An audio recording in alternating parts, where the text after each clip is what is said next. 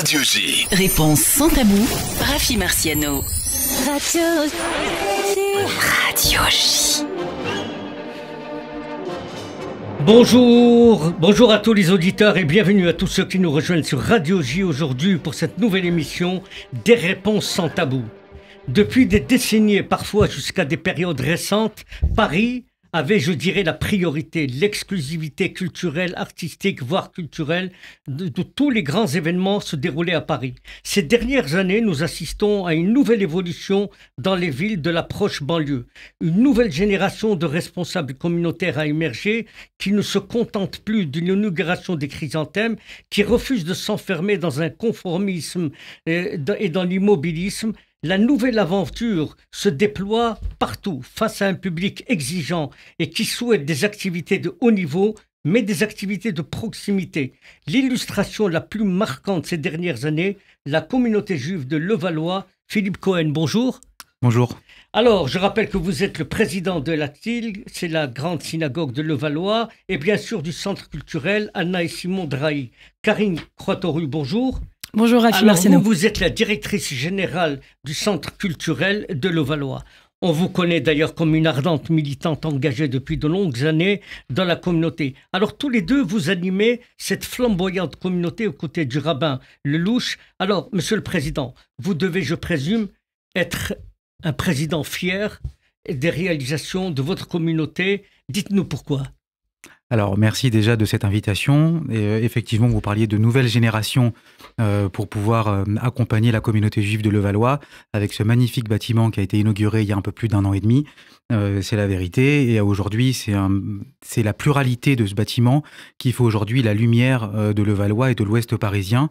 Évidemment, c'est une grande synagogue avec plusieurs offices et surtout un accueil de la communauté juive de Levallois qui était pressant et qui se faisait ressentir à Levallois, parce qu'il y a une forte densité de la communauté juive qui s'est regroupée à Levallois, où environ un tiers de la population est juive.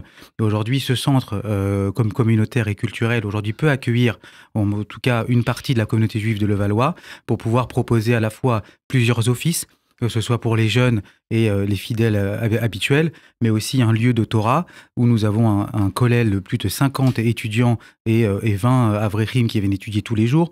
Et au-delà de ça, nous avons évidemment une partie culturelle très forte, où nous avons également des activités sportives, nous avons un pôle social qui est en plein développement, et c'est évidemment ce pôle-là qui est le point à souligner, et encore bien d'autres activités que Karine aura le plaisir de nous dérouler tout à l'heure. À vous, le Président.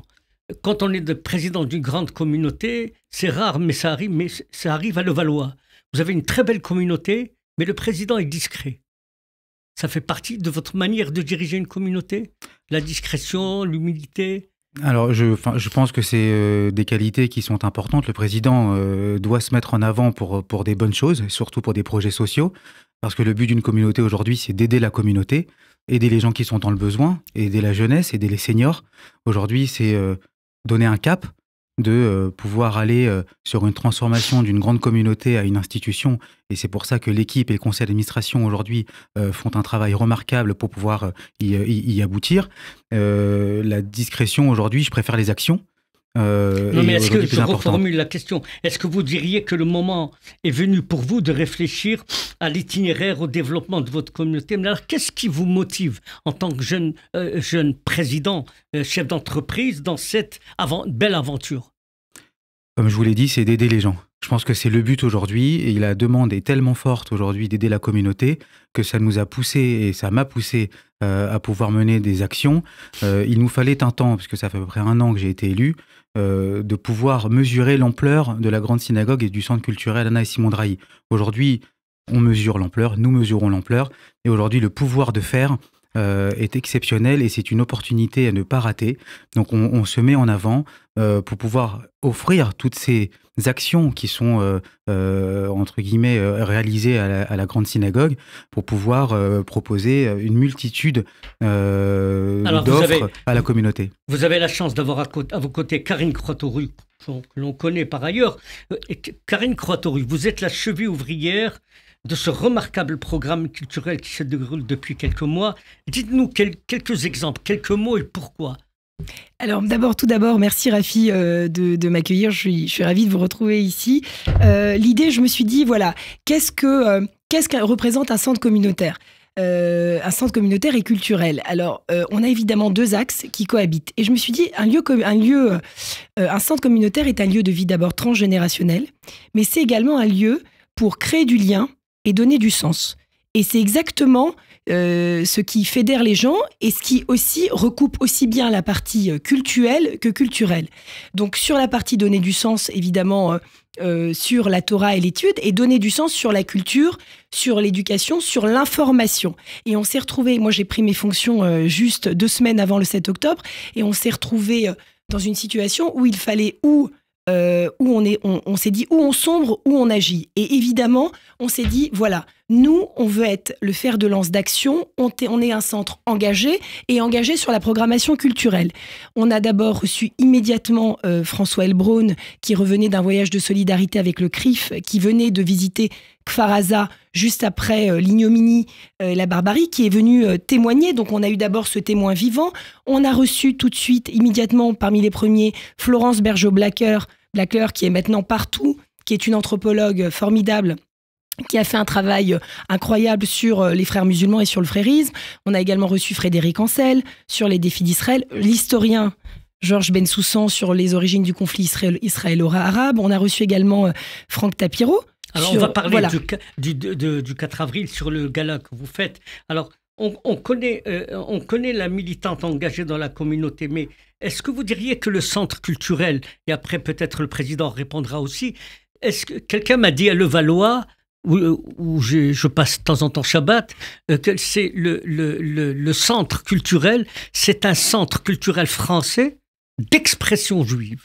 Complètement. Alors d'abord, Rafi, nous sommes l'association culturelle israélite de Levallois, c'est notre identité, c'est notre ADN, donc nous sommes un centre culturel israélite et on ne renie pas ce qu'on est. Maintenant, sur la partie française, évidemment, nous, l'idée, c'est d'avoir une programmation culturelle ouverte à tous. Je voudrais juste ici témoigner du fait que notre exposition, parce que nous faisons des vernissages, nous avons dédié un espace à l'art au 2e étage, nous avons inauguré une exposition de Béni Narkis, nous avons obtenu le soutien de la ville de Levallois, les élus étaient présents, nous avons eu un relais sur les réseaux socioculture de la ville. Donc, on est un centre culturel israélite, c'est notre ADN, mais en même temps français, dans le respect des valeurs républicaines et dans, j'ai envie de vous dire, la culture, c'est universaliste et ça s'adresse à tous.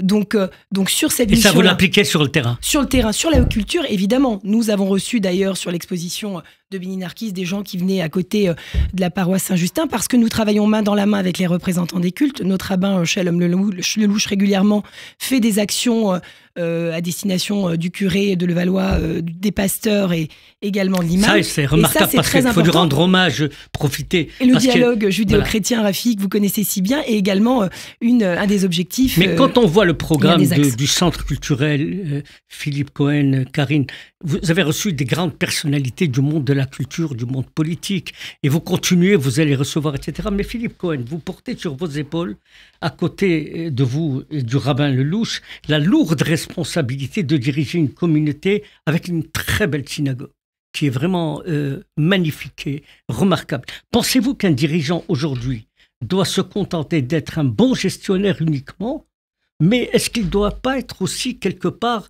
un grand visionnaire ? Ou vous êtes les deux ? Alors, vous avez raison. Il y a une partie gestion qui est très importante et je pense que par mon expérience dans la logistique et l'organisation de grands événements, ça passait aussi par là pour pouvoir organiser toute la gestion et la logistique de ce magnifique centre. Après, encore une fois, je vous le dis, on est très accompagné, très bien entouré et ça fait partie aussi de la réussite. Non, mais ce qui est remarquable chez vous, comme le disent beaucoup de gens, là, c'est la transparence parce que vous êtes un président élu. Ce qui n'est pas toujours courant dans les communautés. Donc vous avez une légitimité de la communauté. Oui, j'ai une légitimité de la communauté qui me le rend vraiment très bien. Ça fait presque 17 ans que je la fréquente. Je suis extrêmement proche du rabbin Lelouch, qui fait partie de ma famille, qui m'a accompagné depuis que j'ai presque 20 ans et qui insuffle une énergie remarquable au sein de la communauté et qui nous pousse et qui, même moi, c'est-à-dire qu'à un moment donné, quand je suis un peu trop occupé dans mes affaires, il est là et dire, allez, on va encore rajouter quelque chose, on va organiser un événement. Et c'est important d'être bien accompagné parce que c'est aussi cet accompagnement qui nous donne l'énergie de pouvoir affronter tous les jours les défis. Comme le disait C'est important pour un président d'avoir à ses côtés un rabbin qui partage sa vision et d'avoir une directrice culturelle aussi qui partage la même vision. Bien sûr. C'est important. Et bien sûr, être président, c'est pas parler dans le poste. Être président, c'est également être bien entouré, évidemment, d'une directrice générale qui cadre l'orientation et le cap que nous voulons fixer. Mais un rabbin et un président doivent s'entendre fraternellement. S'il n'y a pas de lien fraternel avec le rabbin et le président, on ne peut pas avoir de réussite dans une synagogue. Vous parlez de fraternel ou de co-responsabilité? Je pense que c'est les deux. Aujourd'hui, évidemment que les liens doivent être forts d'amitié et de fraternité, mais en responsabilité, on doit avoir la même vision. Évidemment, on porte les mêmes responsabilités, et si on ne partage pas ça, on n'a pas la même vision, on n'aura pas le même futur, et la communauté ne sera pas le lieu de vie que l'on souhaite avoir. Aujourd'hui, qu'est-ce qu'on souhaite proposer à notre communauté? De plus venir seulement pour venir prier le matin et le Shabbat. Alors, ce qui est très bien, hein, c'est vraiment très bien. Mais aujourd'hui, on veut pouvoir plaire à une personne qui n'est pas très religieuse de pouvoir venir assister à une conférence politique, une conférence éditoriale, une conférence littéraire, à une exposition d'art, qui tient aussi à cœur au rabbin Lelouch. Mais on veut plaire aussi à une personne qui veut venir étudier. Oui, Karine Croteroux me disait, chaque juif peut rentrer dans la communauté par la fenêtre qu'il veut. L'un par la musique, l'autre par les expositions, l'autre par la culture, l'autre par la prière. Chacun peut rentrer dans la communauté comme il veut. Voilà. Aujourd'hui, il y a de tout. C'est pluriel. On est très très actif sur les réseaux sociaux parce qu'une personne aujourd'hui, avant de rentrer à la maison du travail, il se dit peut-être qu'il y a un truc à faire, peut-être qu'il y a un événement, peut-être qu'il y a des gens à aller voir, il y a des gens qui se sentent seuls, et il y a des jeunes qui traînent aujourd'hui aussi. À côté du culte, vous avez le culturel. Exactement. Et ça, c'est complémentaire pour vous parce que c'est ça qui forge une communauté. C'est essentiel. Voilà. Alors, Karine Croteroux, depuis ce funeste 7 octobre, la communauté de Levallois a organisé un hommage aux otages. Mais aussi, vous avez réussi à faire au public cette manifestation devant la mairie de Levallois. Oui. Alors, on a été le fer de lance des actions à destination des otages et d'Israël. On a immédiatement été dans l'action avec l'aide, évidemment, je la cite ici parce qu'elle est formidable et elle fait un travail quotidien de Valérie Assayag, qui fait partie également du collectif du 7 octobre. On a initié un rassemblement devant la mairie de Levallois en présence de Madame le maire de Levallois, Agnès Potier-Dumas, qui est à nos côtés, qui nous soutient. Nous avons été plus de 2000 personnes sur le parvis de la mairie, avec une exposition éphémère de ballons, enfin incroyable, 2000 personnes. Mais c'est exceptionnel, parce que c'est une organisation de courage. Ah non, c'est formidable, et je voudrais d'ailleurs la citer, puisque je sais qu'il y a une vidéo de Agnès Potier-Dumas qui a fait le buzz, qui s'est passée juste devant notre bâtiment pendant le second événement, car nous avons déployé une bâche géante sur le fronton de notre immeuble, et elle a dit à ce moment-là, si Israël tombe, et Israël ne tombera pas, c'est l'Occident qui tombe. Et cette phrase et ce moment a été capturé, il a fait le buzz sur les réseaux sociaux, il s'est passé chez nous devant notre bâtisse à ce moment-là, et ça a été un moment extrêmement fort, ça a été un moment de témoignage, d'amitié, d'élus politiques à l'égard d'Israël, et j'ai envie de vous dire que ce message n'a pas été uniquement, ne s'est pas cantonné à Levallois, mais a dépassé les frontières et est arrivé même jusqu'en Israël. Philippe Cohen? Oui. Vous partagez cette réflexion? Je partage complètement cette réflexion et cette analyse. Depuis le 7 octobre, on a tous été touchés intérieurement. Et il y avait une action, on avait un besoin de se retrouver tous ensemble. La communauté juive a un besoin d'être ensemble, de partager sa peine. Et à ce moment-là, on a été tout de suite actifs, avec Karine, évidemment, le rabbin Shalom Lelouch, de pouvoir organiser des événements à chaque fois que nous le pouvions. Pour les otages, pour la mémoire, pour relater l'histoire. Et c'était important à ce moment-là de pouvoir recevoir un maximum de personnes et faire entendre. Vous dites ça normalement, mais c'est pas banal ce que vous dites. C'est exceptionnel ce que vous faites. Vous parlez comme si c'était une normalité. Non, ce que vous faites, c'est pas banal. C'est unique. Il y a très peu de communautés qui ont eu des manifestations de cette ampleur. Les communautés commencent aujourd'hui, après un appel qui a été fait sur les réseaux sociaux et par voie de mail à certains responsables de communautés. Il a été demandé aux communautés de faire comme Levallois. De déployer une bâche aussi devant le bâtiment, et c'est avec une grande fierté que la communauté de Versailles, dimanche, et je peux l'annoncer ici, parce que c'est dimanche 31 mars, aura lieu un dévoilement de leur bâche, parce qu'ils ont vu ce que nous avons fait à Levallois. Ils nous ont tenus à l'organiser à 19h devant la communauté de Versailles, la grande communauté de Versailles, la grande synagogue. Il y aura une bâche qui va être déployée. Nous serons là avec le rabbin Shalom Louch, avec évidemment l'ensemble du conseil et Karine, et Eli Korshia également, qui sera le président du consistoire central de France, pour pouvoir assister à cette belle cérémonie. Et nous encourageons évidemment toutes les communautés à déployer une bâche pour les otages et s'engager pour l'après 7 octobre et soutenir évidemment Israël et penser à nos otages qui sont encore retenus à Gaza. Alors beaucoup de témoignages soulignent vos programmes, la vie communautaire, la vie de la synagogue, mais ce judaïsme de Levallois, il reste un judaïsme, dites-moi si vous partagez cette réflexion-là, un judaïsme ouvert, pluriel, créatif et fécond, sans sectarisme. Exactement, c'est exactement ça, et c'est ce que disait Karine tout à l'heure, la pluralité du culturel et du cultuel, de pouvoir essayer de mixer les deux sans devoir les mixer, c'est de pouvoir à la fois proposer un programme d'études solide qui est la fondation de notre bâtiment et de notre grande synagogue, mais à la fois proposer de la culture et du sport et des conférences intéressantes pour pouvoir, entre guillemets, ramener un maximum de personnes pour pouvoir se retrouver finalement entre nous et participer, que ce soit un enfant pour un cours de danse, ce soit un ado pour un cours de boxe, et où ce soit une personne âgée pour une activité senior, des ateliers peinture pour les enfants, et un programme social évidemment fort. Et là, je tiens encore une fois à insister sur ce pôle social qui est en plein développement, qui va pouvoir aider les enfants en situation de handicap, les femmes isolées, et les familles dans le besoin alimentaire, on va dire, dans les premiers besoins. Oui, ça comprend la bar mitzvah, j'ai vu. Les aides pour la bar mitzvah. Ça comprend aussi les paniers de Pessah. Les paniers de Pessah. Les paniers vous laissez personne sur le bord de la route. Personne, et c'est un travail colossal qui est en train d'être fait, et on est bien accompagné encore une fois, avec Karine et Anaël aussi, qui travaillent comme responsables des événements. Et nous avons aujourd'hui établi certains partenariats avec le réseau Ezra, avec le FSJU, avec Mazone également, pour chaque fête, où nous nous appuyons sur des institutions, sur des associations solides qui aujourd'hui ont des besoins énormes, mais la communauté de Levallois a aussi des besoins. Et ça, c'est important de le souligner, parce qu'on ne peut pas s'imaginer qu'à Levallois, il y a des familles qui sont dans le besoin. Ben non, c'est faux. Il y a des familles défavorisées. Nous recevons énormément de courriers et de demandes, pas plus tard qu'hier, un appel, quelqu'un d'anonyme qui fait partie de notre communauté, qui ne veut pas donner son nom, qui dit « j'ai juste besoin d'un peu d'argent pour pouvoir affronter les fêtes de Pessah ». Donc évidemment, on doit répondre à l'appel. Vous répondez présent. Toujours. Alors donc, dans une partie, votre centre, qui représente dans son programme un véritable florilège de la richesse du patrimoine d'Israël, mais aussi vous marquez votre fidélité au trésor du judaïsme et au message des prophètes. Vous prenez cela comme un encouragement d'être fidèle au message des prophètes et au trésor d'Israël.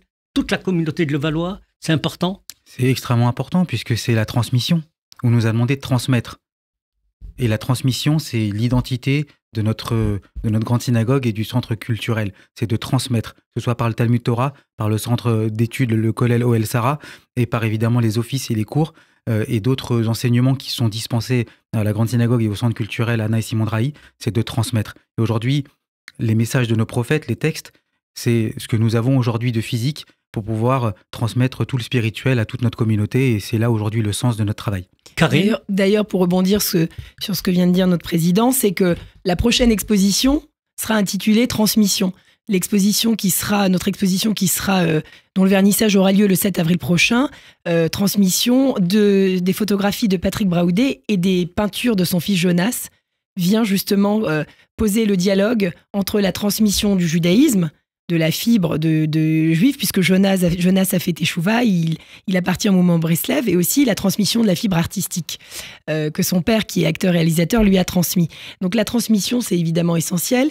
Ensuite, j'ai envie de vous dire, le devoir de mémoire, parce on est en plein de devoir de mémoire, l'après 7 octobre, mais plus précisément la tâche de mémoire, comme l'appelait Simone Veil, et fait également partie de notre ADN. Nous organisons le 5 mai prochain pour Yom HaShoah une journée de colloques et de tables rondes autour de Yom HaShoah avec une librairie éphémère et une librairie jeunesse pour que les jeunes puissent se documenter avec des livres qui sont, si vous voulez, des livrets pédagogiques qui sont adaptés à leur âge.